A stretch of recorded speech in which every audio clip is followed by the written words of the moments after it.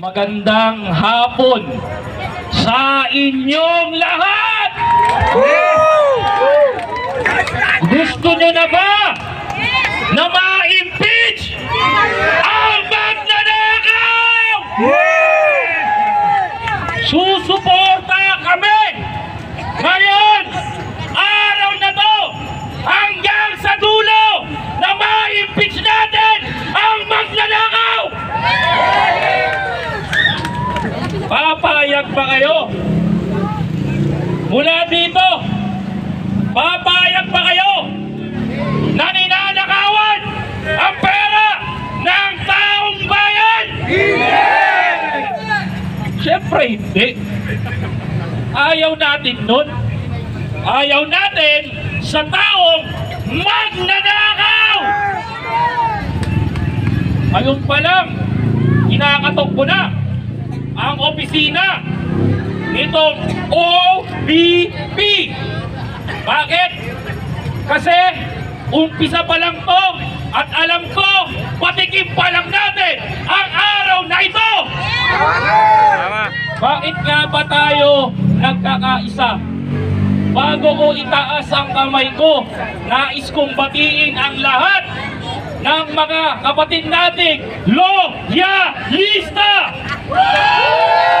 Binabati ko rin ang mga kasama natin mula po noon na hindi man tayo magkakapananaw ng posisyon pero nagkakaisa sa laban na ito. Kaya ngayon, ang panawagan natin, impeach Sara now! Pero gusto kong sabihin na sinusuportahan namin ang hakbang na ito upang sa pagbabago ng Pilipinas. Panawagang ikulong si Sara, panagutin, sabi ng ating kababayan ng party list na Bunyog. Pero sa harapan nyo, naninindigan ako bilang isang magdalo na lalabang kami hanggang sa dulo ng laban na ito. Kaya sa panahon na to, Presidente si Pangulong Bongbong Marcos, ang hatid ko sa inyo, eto saluhin nyo, bagong Pilipinas para sa lahat na nandito. Ngayon pa lang, nais ko pong tawagan ng atensyon ang aming kasama sa magdalo na magsasalita dito sa inyong harapan. Ito po, ihahatid ko sa inyo si Sir Eugene Gonzales. Sara resign! Sara resign! Impeach Sara! Impeach Sara!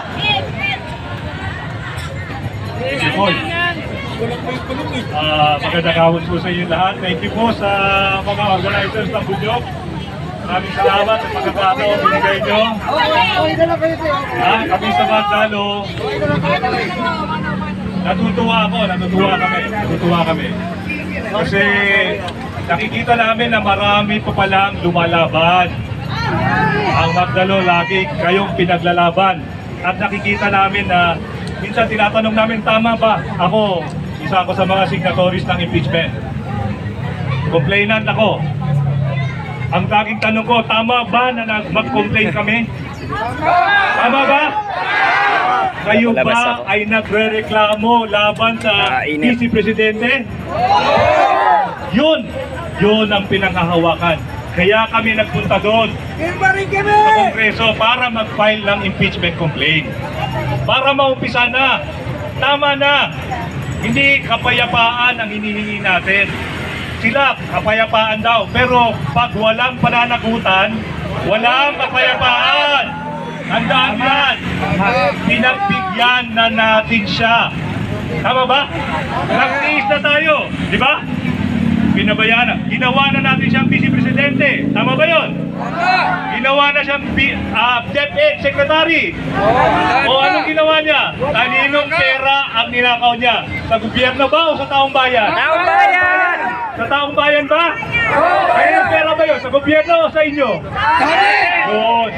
Yun ang hinihingi natin. Yun ang katarungan. Hindi tinatanong kung hindi yung mga congressman ang tinatanong. Di ba? Hindi si Presidente ang magsasabi kung kailangan tayo magreklamo, kung kailangan tayo maningil. Sino ba dapat maningil? Sila ba o tayo? Tayo! Yun. Kaya ako natutuwa. Kaya kami mga complainant natutuwa na tama pala yung ginawa namin na mag-complain, na nire-represent pala namin. Kinakatawan pala namin yung kagustuhan ninyo. Kaya ako bilang complainant, bilang pumirma sa complaint, sa first impeachment complaint, masaya ko. Matiwasay ako. Diba? Merong peace, ha? May kapayapaan sa aking kalooban. Kasi humihingi tayo ng katarungan. Tama ba? Kayo, kailangan nyo ng katarungan. Kaya kailangan natin impeach si Sara Duterte. Irregardless kung anong sabihin ni Presidente. Irregardless. Tandaan nyo ha, binantaan niya ang Presidente. Tama ba? Binantaan niya. Kung Presidente kaya niyang bantaan, eh lalo na tayo, di ba? Lalo na tayo. Pero tayo, ang tinatanong, kasi sinasabi nila, konti lang yung natin dito, pero ngayon ang bagong rally nandyan sa inyo. Tama ba? Di na bilang ng tao, bilang ng views, bilang ng followers. Tama ba? Kaya kami nandito. Mula pa noon, lumalaban kami para sa inyo. Hanggang ngayon, ipaglalaban natin. Wala tayong iwanan, wala tayong bitawan. Lalaban ba tayo? Impeach Sara Duterte. Maraming salamat po. Impeach Sara! Impeach Sara! Thank you ba? Okay, maraming